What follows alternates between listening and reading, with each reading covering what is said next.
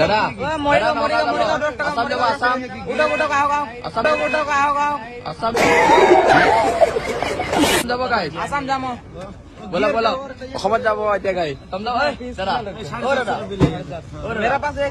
অসমত যাব অসমত যাম বলক নগাঁও অসমত যাম বলক নগাঁওলৈকে ল বলকচোন